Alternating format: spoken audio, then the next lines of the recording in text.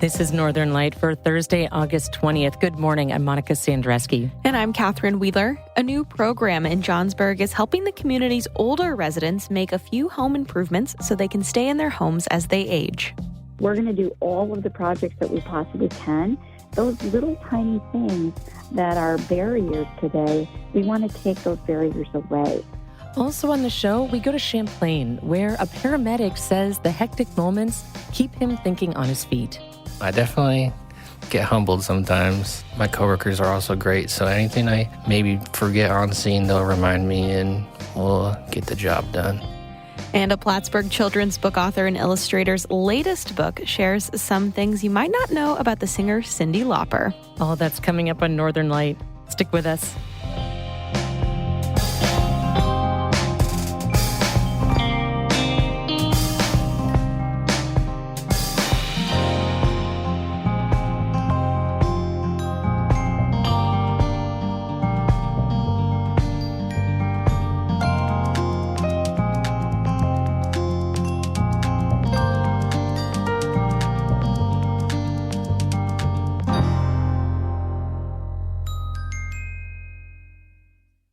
Support for Northern Light here on North Country Public Radio comes from CCOM Credit Union, home of the Moola Moola Kids account and Spin the Wave, helping children get started saving. Details at ccom.org, NCUA. Support also comes from St. Lawrence Nurseries, Potsdam, providing the North Country with cold, hardy fruit and nut trees for over 100 years. slngrow.com.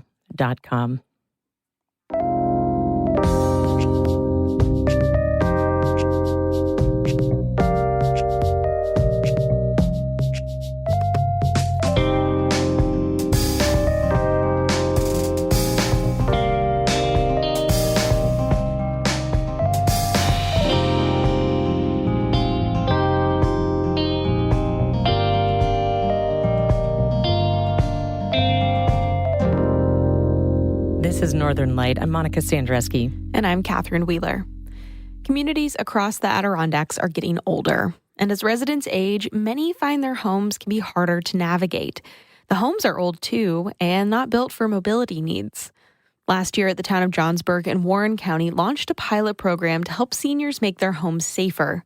New funding is now helping the town expand that work. David Escobar reports. For the past year, Johnsburg Parks and Recreation Director Pete Olszewski has been focused on a growing issue in his small community, the needs of its aging population. The idea is to help seniors stay in their homes, as long as possible and be safe. With a small grant from AARP, Olszewski began assessing homes occupied by seniors across Johnsburg. The idea was to find simple changes that could make those homes safer to get around. We focused mostly on things like entrance lighting, motion-activated lighting. We did some work in a few bathrooms, but it was relatively limited. But Olszewski says the need he saw was bigger than the grant.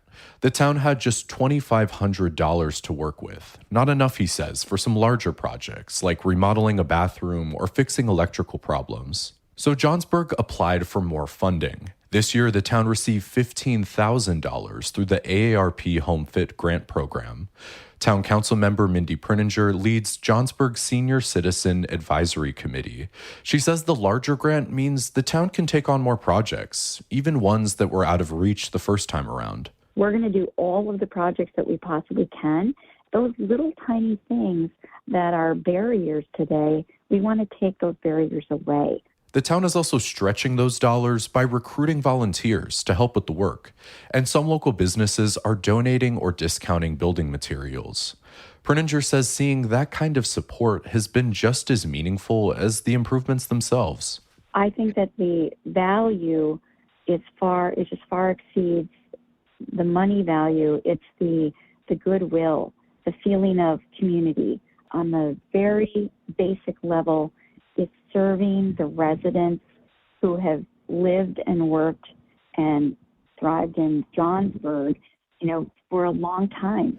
Even with the additional funding, Prinninger says the town won't be able to address every need. This year, the goal is to complete 10 larger projects. We feel confident that we're going to be able to make real changes and really transformative for these families across Johnsburg. And Johnsburg is also looking beyond individual homes. The town is using a separate grant to conduct an accessibility survey of downtown pedestrian areas, including along Main Street and North Creek. The results will help town leaders identify where improvements are needed and plan for future changes. David Escobar, North Country Public Radio. David Escobar is a Report for America Corps member. He reports on diversity issues in the Adirondacks through a partnership between North Country Public Radio and the Adirondack Explorer.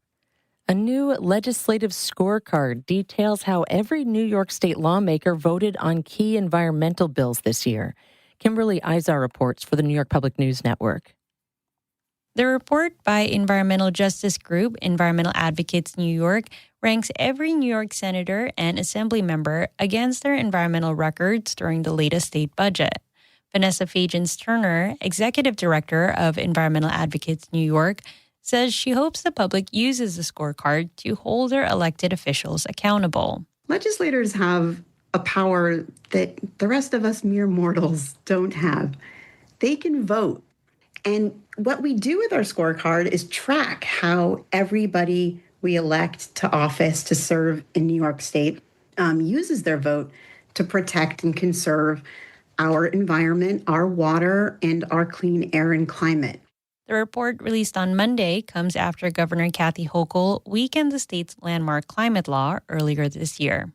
In Liberty, I'm Kimberly Izar for the New York Public News Network. Governor Kathy Hochul worries that artificial intelligence may have a disproportionate impact on women. For the New York Public News Network, Jimmy Vielkind explains.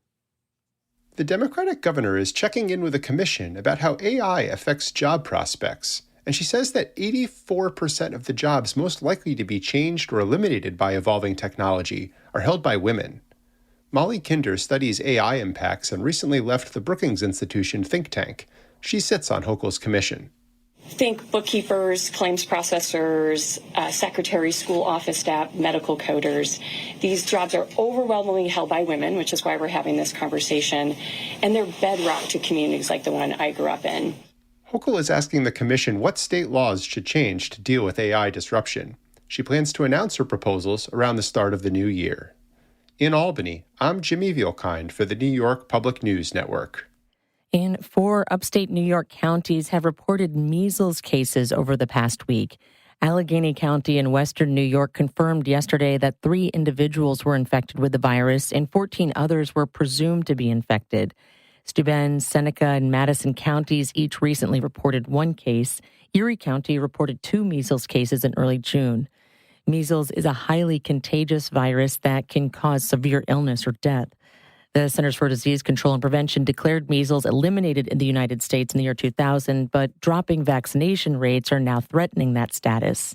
This news comes a few weeks before school begins and at a time when more parents are opting their children out of vaccinations. New CDC data show over 4% of parents opted their children out of routine vaccinations for non-medical reasons before they entered kindergarten last year.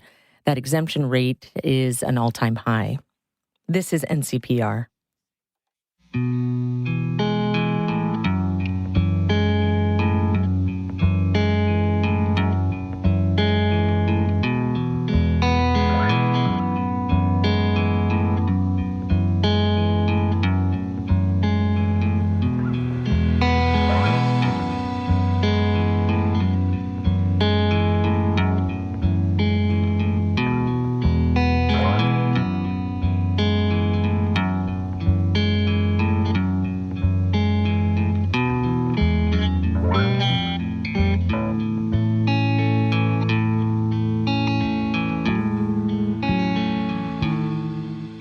You're listening to Northern Light, only here on North Country Public Radio. It's 10 after 8. Good morning. I'm Monica Sandreski. And I'm Catherine Wheeler. Stick around. A new children's book from a Plattsburgh author reveals some things you might not know about the pop singer Cyndi Lauper. That's coming up in just a couple of minutes here on Northern Light, which is supported by Zach Hoyt Banjos, etc. in Piercefield, offering handcrafted and custom banjos, guitars, fiddles, and mandolins. More at hoytbanjos.com. Support also comes from you. If you're a seasonal resident, you may support a different station at your year-round home.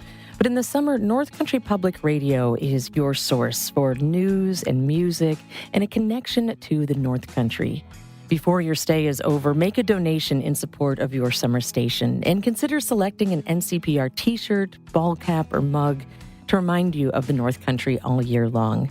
Give now at ncpr.org/give. And thanks so much.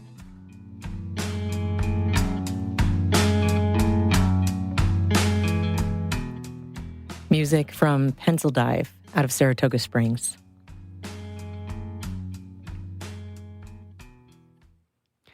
Hopefully, we'll never get firsthand experience of what paramedics do.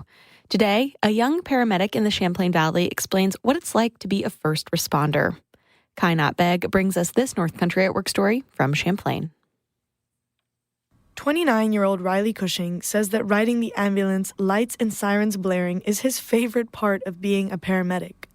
Cushing has the calm demeanor perfect for such a hectic job.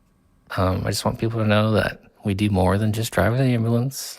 Originally from Plattsburgh, Cushing found himself in North Carolina studying to be a forest ranger, for which Cushing had to get his EMT certification. So that's kind of how I got started as an EMT, or at least like training as one. And then the more I like clinicals for EMT work, I fell in love with EMS. There are different levels of emergency medical responders.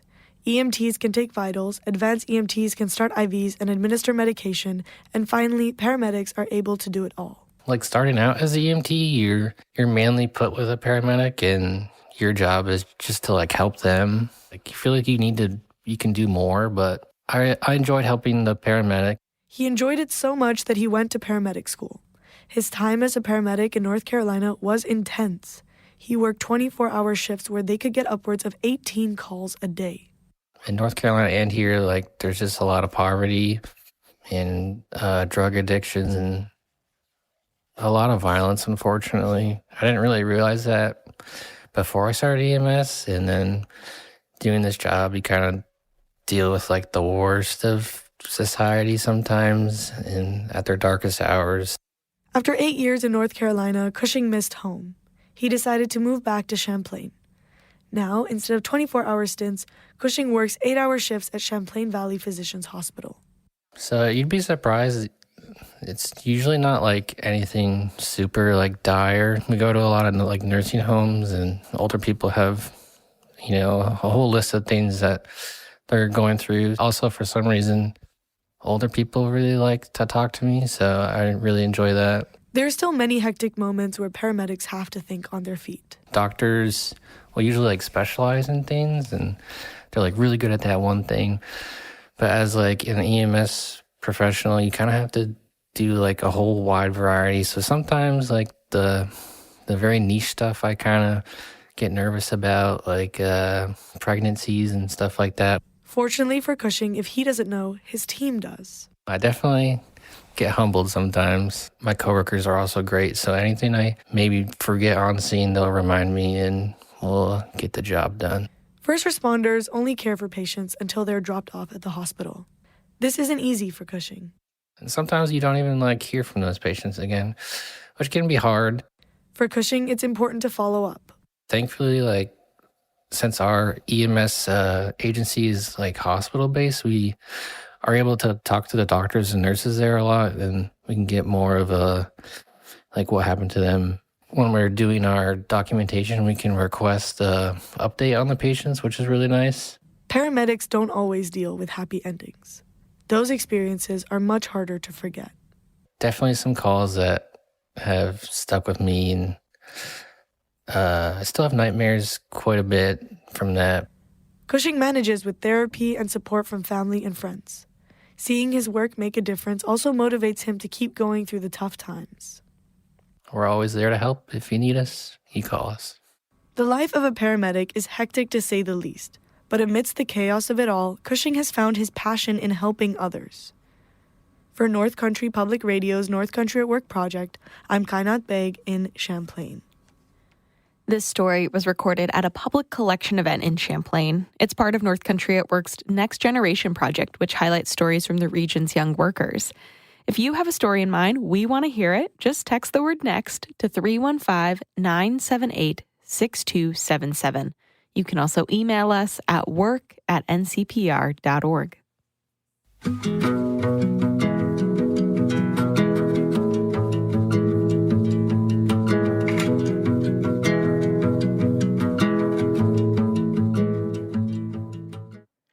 An invasive insect is threatening the survival of grape growers in the Finger Lakes and across the state. The New York Public News Network's Scott Willis reports that if left unchecked, the spotted lanternfly could cause exponential damage. The insect, native to Asia, was first detected in Pennsylvania in 2014 and in New York in 2020. We're just seeing them starting to become a problem in the Finger Lakes. They're a problem currently in the Hudson Valley, and they've had to treat for them over the last few years. Brian Eschenauer says they're also on Long Island. He's a director and coordinator with Cornell Integrated Pest Management. He says the spotted lanternfly feeds on a variety of plants, but around this time of year it moves to vineyards. It weakens the vines and can have impact on the fruit quality and characteristics as well as the vines themselves, especially when it feeds late into the fall. Even after the grapes are removed, it's weakening the vines, and in some cases they don't overwinter.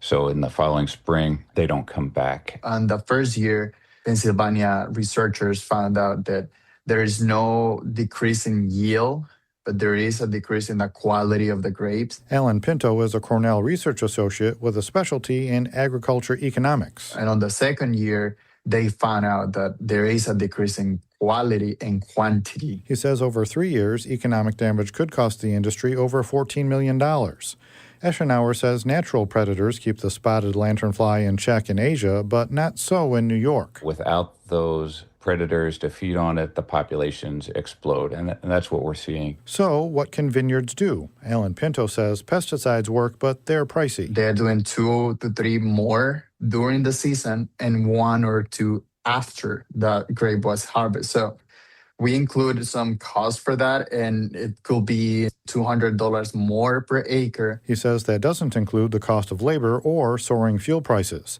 Senator Kirsten Gillibrand and others have introduced bipartisan legislation to designate the spotted lanternfly as an invasive species. That would make it a high priority for research and control. In Syracuse, I'm Scott Willis for the New York Public News Network. Meanwhile, a winery in St. Lawrence County is getting a $15,000 loan to help it continue product development and expansion. At a recent meeting of the St. Lawrence County Industrial Development Agency, a loan for High Peaks Winery in Winthrop was approved unanimously. According to North Country Now, IDA Director Patrick Kelly said the money will go towards equipment and the working capital. Board member Jim Reagan said High Peaks draws visitors to the area and is part of the county's wine trail, which helps the local economy and tourism. And you can now rent a kayak or canoe out of Potsdam to paddle the Racket River. The village installed a rental kiosk at Ives Park. The village administrator told trustees at their board meeting recently that it should be up and running soon once they work out the glitches with the credit card terminal. The automated kiosk holds up to 12 kayaks or canoes. You can check out boats, paddles, and life jackets without staff on site. According to North Country Now, the village expects the setup to make rentals more accessible and cut down the time staff spends on managing rentals. Village officials say the kiosk will be open from April to October, sunrise to sunset. This is NCPR.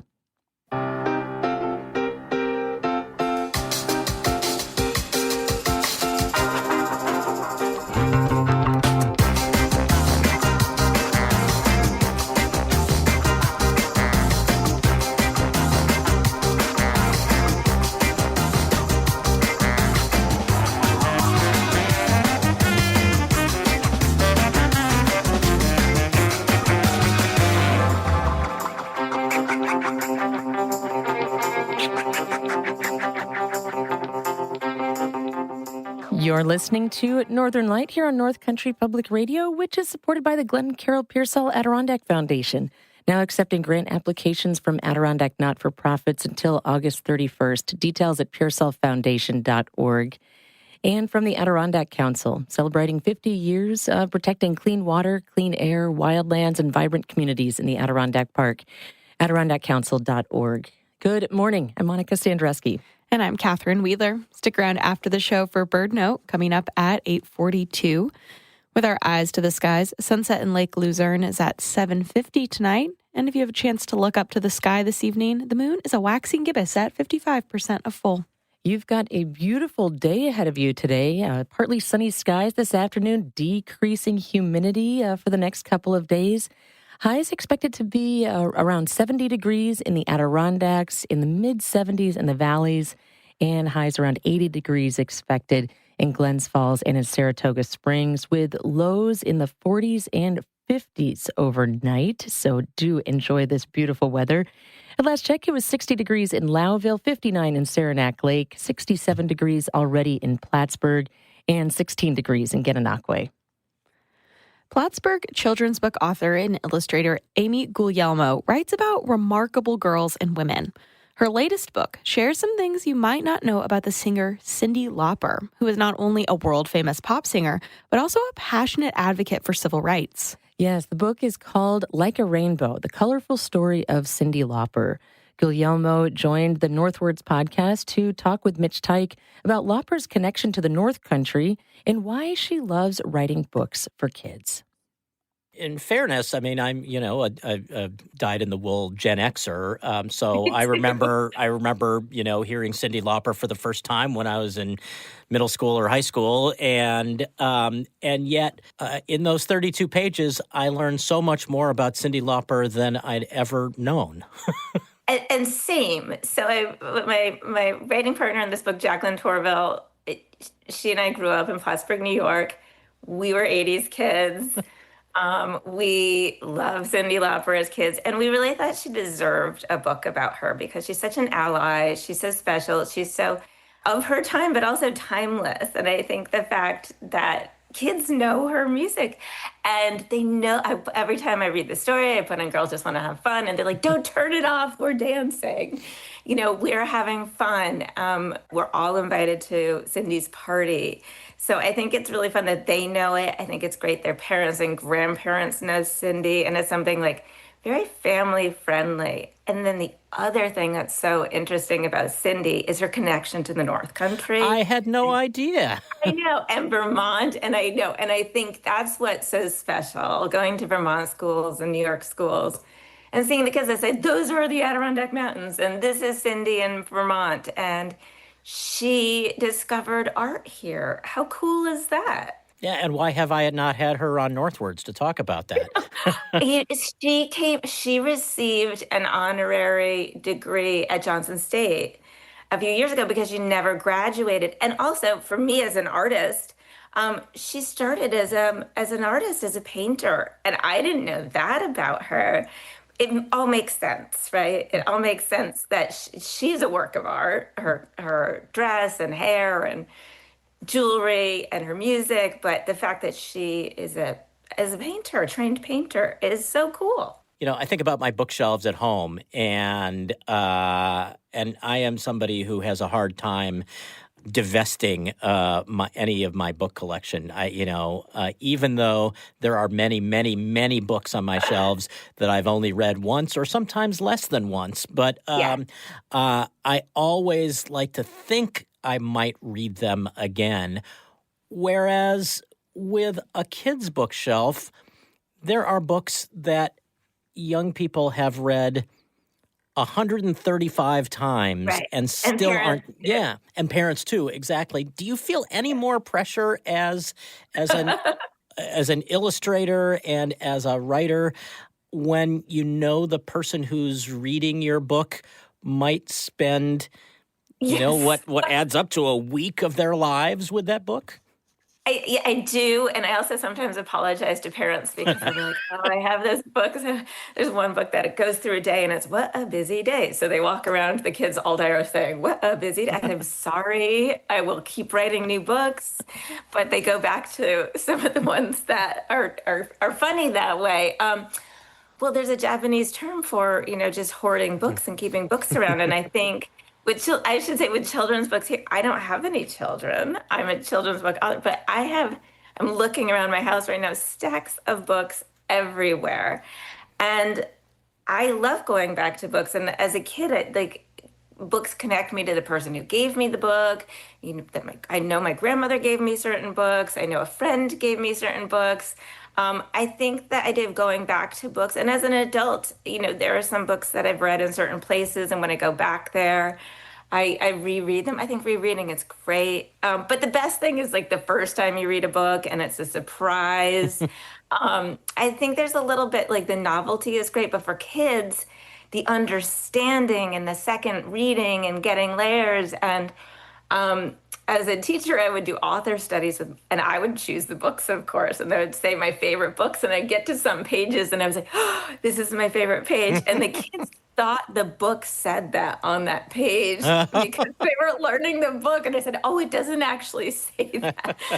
It's like, say, it's Miss G's favorite page. But it's just funny that books do that for you and also create memories, right? I'm sure you can still imagine your favorite children's book.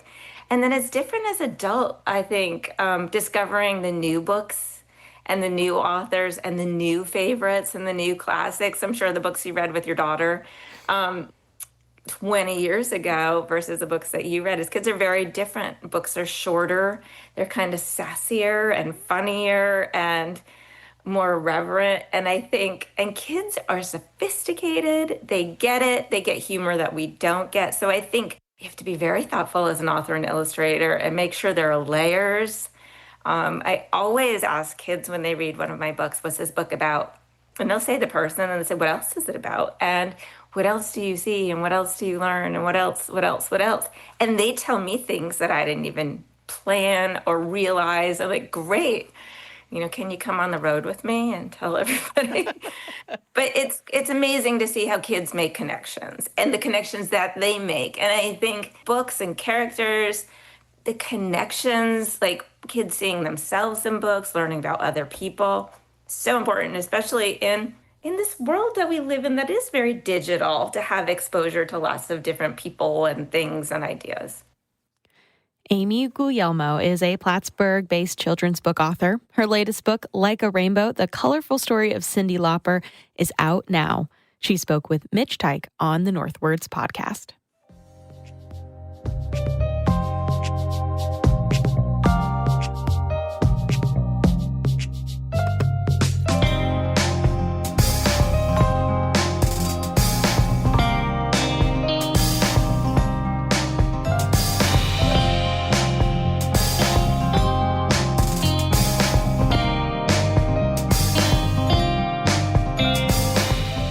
That's it for the show today. Stick around for news headlines from NPR coming up next. Northern Light is produced by a wonderful team of people: Kara Chapman, David Escobar, Emily Russell, Richard Haller, Anna Williams-Bergen, our interns Khadija Machikaji and Tuana Chiefji, and our news director David Summerstein, who edits the stories that you hear on the show, and my co-host Catherine Wheeler. And my co-host Monica Sandreski. And from you. Yes, for your financial support of the station, but also your ideas. What's going on in your world? Is there something we should be reporting on? Reach out. We want to hear from you. You can email news@ncpr.org. Send in the sounds of these last few days of summer in the North Country, whether you're splashing in a swimming hole, revving engines at the dirt track, casting a fishing line, scooping up ice cream. Just grab your phone, open the voice memo or voice recorder app, get nice and close and hit record, then share it with us. news@ncpr.org, and you just might hear it on the air. And if you miss an episode of Northern Light, never fear. You can listen back to the archive at any place you get your podcasts. Subscribe to NCPR's other podcasts, too, like a roundup of the day's news with Story of the Day, personal stories told live by folks in the community on The How, or features and interviews on the Northwords podcast. I'm Monica Sandreski. And I'm Catherine Wheeler. Be well.